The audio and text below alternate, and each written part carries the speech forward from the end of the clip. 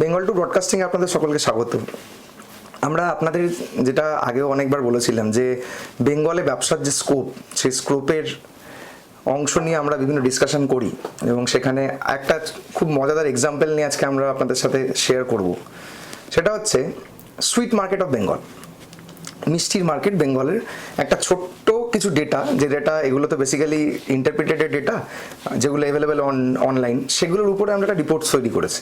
যে রিপোর্টসটা আপনাদের সঙ্গে শেয়ার করলে আপনারা বুঝতে পারবেন যে এক একটা ব্যবসার কতটা এনর্মাস স্কোপ থাকে ফর দ্য ডেভেলপমেন্ট। তো এখানে যেটা আমরা শেয়ার করব সেটা হচ্ছে 5,000 crores প্লাস, মানে 5,000 crores প্লাস সুইট ফুড এম্পায়ারের নিয়ে আমরা কথা বলবো। সুইট ফুড এম্পায়ার অন কলকাতার মধ্যে যেটা দেখার ব্যাপার সেটা হচ্ছে অ্যাজ পার জিআই রিপোর্ট প্রতিদিন আমাদের ওয়েস্ট বেঙ্গলে মোর দেন 2 crores রসগোল্লা কনজামশন হয়। 2 crores রসগোল্লা বলতে যেটাকে আমরা বলতে পারি যে 20 মিলিয়ন রসগোল্লা এক দিনের সিঙ্গেল ডের কনজামশন।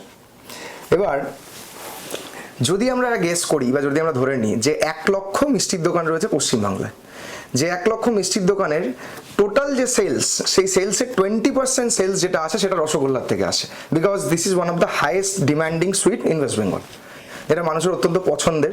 তাই 20% সেল যে কোনো মিষ্টির দোকানে আসে হচ্ছে রসগোল্লার সেলসের থেকে।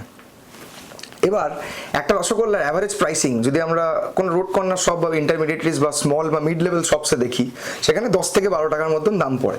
এবং যদি কোনো ব্র্যান্ডেড জায়গা থেকে আমরা রসগোল্লা কিনি, সেখানে যেরকম বিভিন্ন ব্র্যান্ড রয়েছে যাদেরকে আমরা এক ডাকেই চিনি, তাদের কাছে রসগোল্লার সেলিং রেট হচ্ছে 15 টাকা থেকে 30 টাকার মতন হাইয়েস্ট।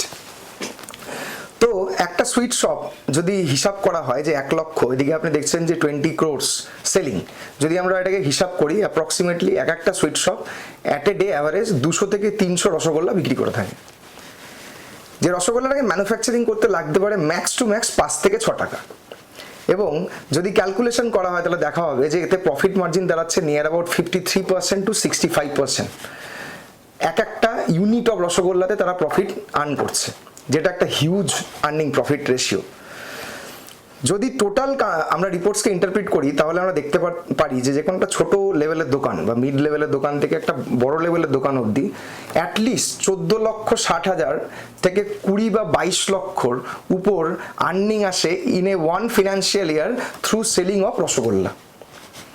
তো যেটা একটা হিউজ কনসেপ্ট, মানে আমরা একটা ছোট্ট মিষ্টি নিয়ে আপনাদের সামনে আজকে ডেটা নিয়ে কথা বললাম, যার কনসেপ্ট অনুযায়ী যদি ক্যালকুলেশন করা হয় 14 লক্ষ থেকে 20 লক্ষ ইনকাম হতে পারে একটা ছোট্ট দোকানের মাত্র 200 থেকে 300 রসগোল্লা পার ডে বিক্রি করে। তো এইটাই হলো কনসেপ্ট অফ বিজনেস। ছোট ছোট জিনিস, ছোট ছোট প্যারামিটার যেগুলোকে আমরা হিসাব বার করলে পরে বুঝতে পারা যায় যে তার কন্ট্রিবিউশন কতটা একটা বছরে তার ব্যবসার গ্রোথের জন্য। এই রসগোল্লা নিয়ে যদি চিন্তা করা হয়, তাতে ব্র্যান্ডিং, তাতে প্যাকেজিং, তার প্রিজার্ভিং ক্যাটাগরিজ অত্যন্ত বেটার করে রাখা, সেটাকে এক্সপোর্ট মার্কেটে নিয়ে যাওয়া।